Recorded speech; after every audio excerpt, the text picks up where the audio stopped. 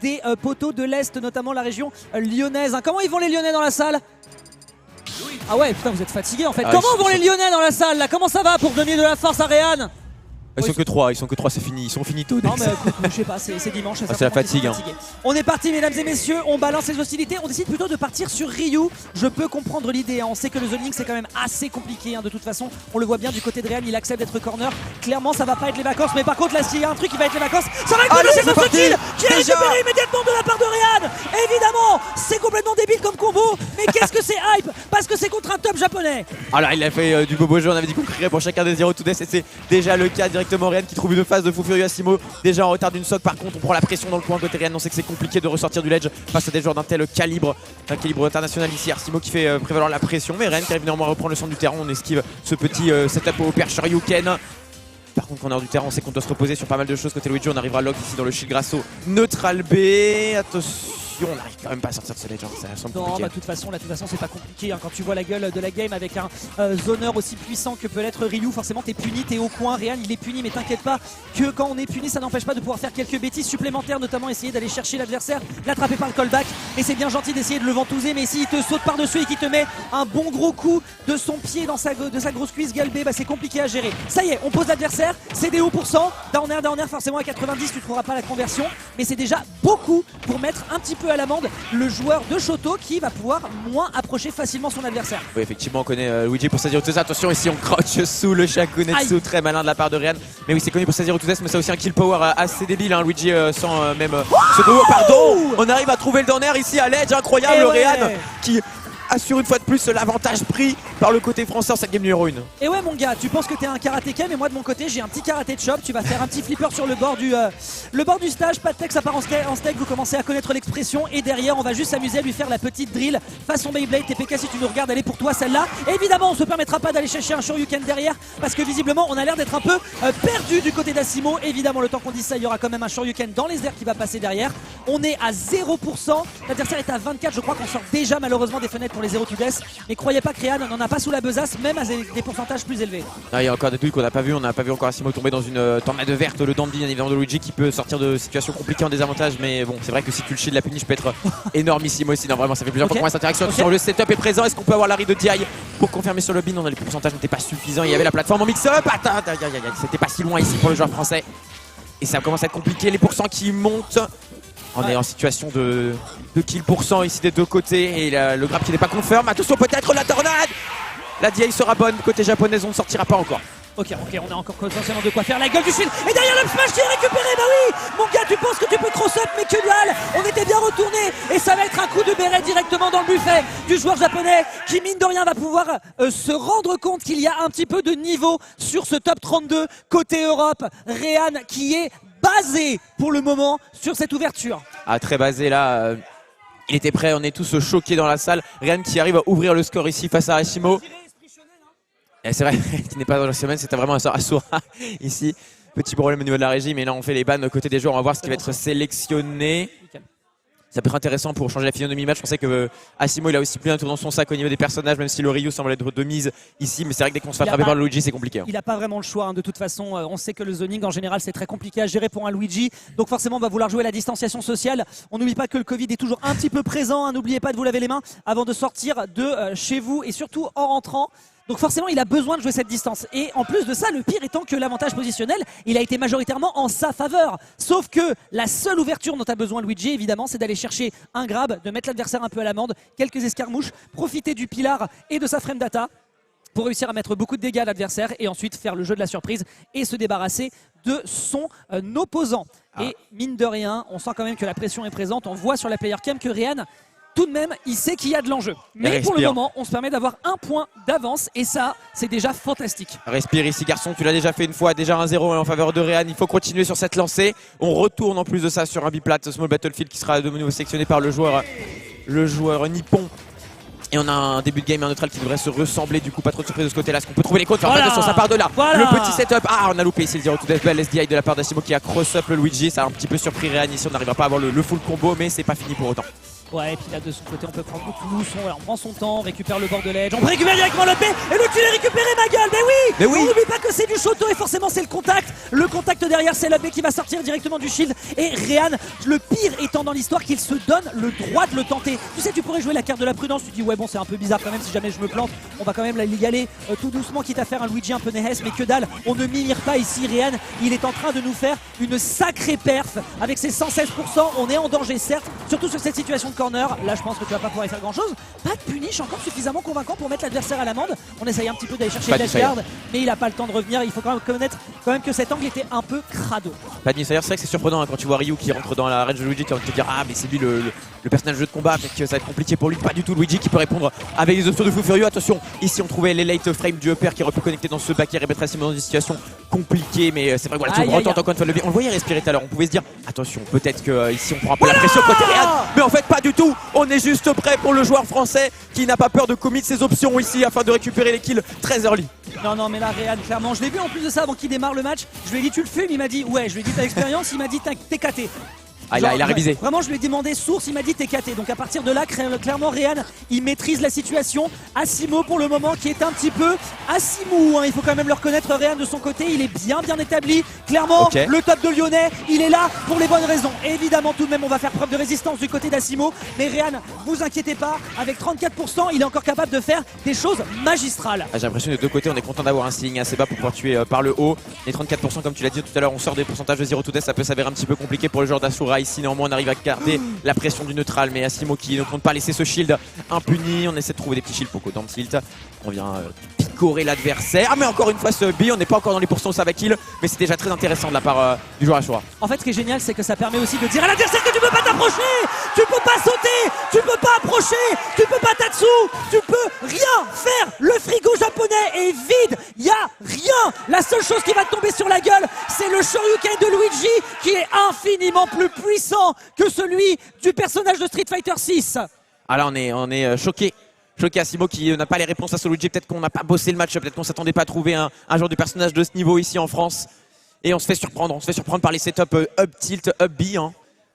Personnellement je connaissais pas, donc autant surpris que le joueur japonais. En fait ce qui est phénoménal, et on le savait déjà du côté de Réan, c'est que c'est un joueur qui sait quelles sont les forces du personnage, il sait comment les exploiter, il sait comment aller au contact quand il le faut, dans les bons instants. Et en fait le plus impressionnant c'est qu'il n'a pas peur de son adversaire. Il a conscience qu'il est face à un personnage, un des joueurs qui est vraiment les 4 cavaliers de l'apocalypse japonais sur ce bracket, mais il prend quand même le risque de faire les up B au bon timing, au bon moment, et ça fait mouche.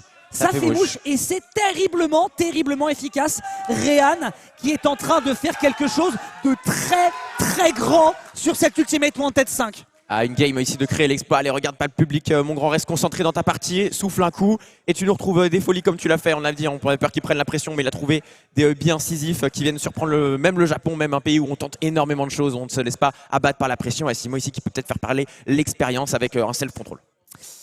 On est parti mesdames et messieurs, 3e acte, est-ce que ça va permettre de clôturer ici de la plus belle des manières ce démarrage de top 16 jusqu'au top 8? J'espère que vous passez un bon moment avec nous sur cette Ultimate Wanted, ça fait 4 jours et moi je voulais que les Japonais saignent. Et là Asimo, il faut quand même le reconnaître, on est sur une Asimo-ragie assez significative. Voyons voir si Réan peut réussir à continuer d'enfoncer le couteau dans la plaie ou si au contraire on va prendre du répondant côté Asimo qui va quand même récupérer ici une petite situation. Si c'était un misfire, je te jure que l'assistance était à poil. Alors on aurait eu le buff France qui aurait été conséquent, le PS2 diff ici, le Stade de France qui aurait pu faire les différences. Français encore une fois, Ubi malheureusement on n'a pas assez de rage pour éjecter Réan. C'était quand même très bien trouvé, on voit qu'on est on point sur ces setups au niveau français. On essaie encore une fois de le trouver ce petit Ubi, malheureusement cette fois-ci ce sera le Cyber Spot qui ne lui fait du coup aucun dégât, hein. Clairement on est un peu déçu ici de ne pas avoir réussi à connecter le Strong Hit, mais rien n'est perdu, on essaie de prendre son temps dans le neutral, on attend qu'Asimo approche mais il n'a pas peur de camper maintenant qu'il a l'avantage d'utiliser ses Shakunetsu. Ça me fait un peu penser à Mutace Jazo qui hier pendant la Smash Con où il se baissait et derrière on prend l'up smash. Écoute, s'il a envie de foncer dedans, moi j'ai envie de dire merci. comme quand tu vas faire ton vaccin, we take dose tous les jours de l'année. On réenchaîne avec beaucoup d'aériaux, ça met beaucoup de pression dans le shield. On est obligé d'accepter la situation du côté de Asimo. C'est quand même un poil difficile de le gérer derrière. On va pouvoir passer directement sur la ventouse, mais ça ne passe pas. On va quand même récupérer le revenge kill avec une stock d'avance cette fois-ci. Asimo est doucement en train de se réveiller. Ah, il se calibre maintenant, il est réglé, on va dire. Il a pris les 0 to life. Ah ouais, c'est ça tes setups, d'accord, très bien. Moi je m'adapte maintenant. C'est à toi de prendre les miens. Et là, côté Rehan, on arrive depuis tout à l'heure à bien se prémunir des différents setups. On récupère enfin un kill au upper Shoryuken, un peu la classique d'Asimo depuis le début de ce bracket, depuis jeudi. On va en enchaîner énormément et là ça semble compliqué pour le joueur Asura. On est déjà à 70% sur sa dernière stock, plus d'une stock de retard ici. On sait que c'est pas fini parce qu'on est face à un Luigi et malgré le pourcent est là, j'aimerais juste mettre la petite clacasse avec le forward et on vient embêter le joueur. Le mec est face à un karatéka, il lui met un karaté de chop, vraiment ça me fume de rire. Un petit tentative de down tilt pour aller chercher bien sûr le confirme de l'autre côté. On essaye d'aller chercher voilà, des petites situations, mais malheureusement pour le moment c'est quand même un poil difficile de toute façon pour un Luigi d'approcher, hein. Ça c'est clairement de notoriété. Par contre de l'autre côté une petite réplique qui est proposée du haut de ses 121%. Il y aurait vraiment potentiel pour quelque chose à aller chercher. Un miracle est potentiellement possible, mais non. Asimo qui est en train de se rappeler qu'il est sur un top 16 de Major français et ça ne va pas être si simple que ça pour le joueur Asura. J'espère très sincèrement que le moteur diesel de Asimo va quand même capoter un petit peu, sinon on va se dire bizarre. Mais moi j'y crois, Dex. C'est pourquoi j'y crois? J'y crois tellement. Parce que là on a un counter pick. On a le choix du stage côté Rehan et je sais que la salle est avec moi, la salle y croit. Oh, le potentiel du joueur français qui prend son temps ici pour choisir la carte qui le satisfera le mieux. Le plus pouvoir se reposer sur les forces de Luigi, peut-être un terrain plat, malheureusement les a bien intelligemment bannis côté Asimo. À moins que il reste ce Tornado City qui peut faire des va-et-vient entre les deux setups. On va voir ce qui est choisi de la part de Rehan. Parce que malheureusement, qui dit Tornado City dit aussi ceiling très haut. Et non, voilà, pas de surprise, on retourne sur SBF pour pouvoir profiter du upbeat de Luigi un maximum ainsi que de la tornade. C'est vrai que mine de rien, maintenant que j'y pense, on n'a pas tant que ça à utiliser le down B. Je pense que à minima, si jamais tu plantes le up B, c'est pas si dangereux. Je pense que vraiment, par contre, la tornade, si jamais tu fais un miss derrière, tu sais que la punition peut être exemplaire, surtout face à Ryu qui est, on le rappelle, plus puissant dans les airs, notamment avec son Shoryuken. Donc il va falloir la jouer plutôt fine dans ce type de commit. Et je pense qu'il a raison. Prendre des risques, certes, on l'a vu, ça a été payant sur les 2 premières games, mais il s'agirait de ne pas faire non plus trop d'approximation, sinon effectivement on va s'en mordre très sévèrement les doigts. Le joueur lyonnais, on le rappelle, un top 2 sur le PR lyonnais de la précédente saison qui va essayer de mettre en difficulté son adversaire. Voyons voir si on va être capable de se débarrasser de ce doppelganger de Sakurai. Après, je suis content, ça veut dire aussi que côté du joueur français, on est quand même confiant de retourner sur la même carte malgré le fait qu'on vient de se prendre un petit peu une dinguerie, hein, de stock quasiment. Ouais. Côté Asimo, mais on reste confiant, on respire un bon coup, on prend la gorgée d'eau et on est directement reparti. Game numéro 4 Dex, est-ce qu'on peut voir une issue différente, une possibilité de faire, tu disais, saigner le pays du soleil levant ici, de commencer à faire le tour dans la braquette, parce que pour l'instant ils sont encore tous du côté winner side si je ne m'abuse. Ah purée, ça c'est le problème malheureusement, parce que tu vois, on voit qu'il se baisse pour essayer de tenir le Shakumetsu, mais c'est un projectile qui est lent et ça permet justement de l'autre côté de foncer, parce que forcément la mobilité de Luigi lorsqu'il est déjà de base au sol, mais alors en plus quand il se baisse c'est compliqué. Enfin un petit down B ici qui est tenté ici pour mettre quelques dégâts, c'est pas mal du tout. On va mettre l'adversaire en situation de juggle, ça fonctionne bien. Oh, c'était rigolo, on va quand même se permettre de lui donner une petite pièce pour la performance, mais malheureusement là on n'est pas encore en train de proposer du suffisamment bon level, avec derrière peut-être un petit peu trop d'input, je trouve, peut-être du côté du joueur de la team Asura, pour essayer de se sortir d'une situation un peu difficile, notamment sur cette up B. Et là ça fait que Asimo forcément rentre dans la faille, et là il faut quand même le reconnaître, on est en train de très bien s'en sortir côté Japon. C'est pas terminé tout de même avec Asura qui quand même propose une belle petite performance ici, mais tant qu'il n'est pas sorti du terrain, malheureusement c'est pas gagné. Il faut rester un petit peu solide sur les appuis côté Rehan. Tu le disais, peut-être garder un peu de patience, on a l'air de vouloir beaucoup agresser, c'est un peu l'inverse des premières games. Tout à l'heure on voyait vraiment Rehan qui se corner, et là c'est Asimo qui au contraire recule mais trouve ses phases, et on trouvera finalement le down B afin d'égaliser les stocks, et c'est rien n'est fini côté Asura. 48% seulement, les 0 to test il me semble toujours possible à partir d'un grab. Et on a intelligemment, on crouch sous ce projectile de Ryu. Ouais, de toute façon en étant baissé, ça lui pose absolument aucune difficulté. Le seul inconvénient c'est que du coup il n'a pas de capacité d'approche, et qu'en plus de ça c'est à lui d'y aller, et on a vu que les approches qu'il a proposées tout à l'heure étaient un petit peu déficitaires. Donc ça peut rapidement compliquer la situation. Du côté d'Asimo, on prend pas de risque, on sait très bien que l'edge guard de son personnage c'est un petit peu la précarité, donc on va être obligé d'attendre doucement. On a quelques frames d'attaque qui vont bien partir du côté de Rehan pour mettre beaucoup de dégâts en mine de rien, et ne sous-estimez jamais un Luigi dans les airs, c'est terriblement difficile de s'en dépêtrer et ça fait quand même beaucoup de dégâts. Petit down air, malheureusement pas de conversion derrière. La bonne DI du côté d'Asimo qui le sauve un petit peu, mais ça y est, on a de l'avance. La claque-casse peut-être qui peut finir ici le travail. Non, on prendra le temps de setup le trap avec l'aspirateur, terrifiant ici. T'es obligé de prendre une option, et on trouvera un smash en anti-air. Rehan qui prend les devants. Peut-être Rehan a une stock de faire l'exploit ici, de sortir Asimo de ce winner bracket. Et là vous l'attendez tout de suite, One More Stock, évidemment nous sommes à l'affût pour essayer de voir si la performance pourra être proposée de la part de Ryan qui va pouvoir toucher ainsi une petite situation de juggle malheureusement perdu immédiatement dans les prochaines interactions. Il faut revenir sur le côté, le side B qui est utilisé, sur le up B, c'est tranquille, on n'aura pas l'occasion d'aller chercher de l'edgeguard du côté d'Asimo, je le rappelle, c'est quand même assez compliqué avec le personnage et heureusement parce que quand tu vois la puissance des Shoto au sol, clairement il fallait pas leur donner ces opportunités. On n'aura pas de situation de kill, mais le backer qui va fonctionner, on est à situation de last stock potentiellement pour Asimo sous cette ultimate one tête côté winner. Là, ça va être compliqué. Par contre, on a le setup. Ryan, le public qui tire pour son champion ici. Peut-il le faire? Il trouve son air. Le upper. Attention, situation de lastique potentiel pour Asimo. La pression est palpable ici dans la salle. On attend que la situation se délie. Attention, on arrive bien à accrocher ce projectile. Les mix-up de timing sont trouvés côté Asimo, mais qui ne semblent pas perturber le joueur français qui est bien patient. Attention, le setup est bon. Le setup est bon. On trouvera double chaconnex. Heureusement, on a ce Neutrader qui vient clank avec. Ça, c'était intelligent de la part du joueur français.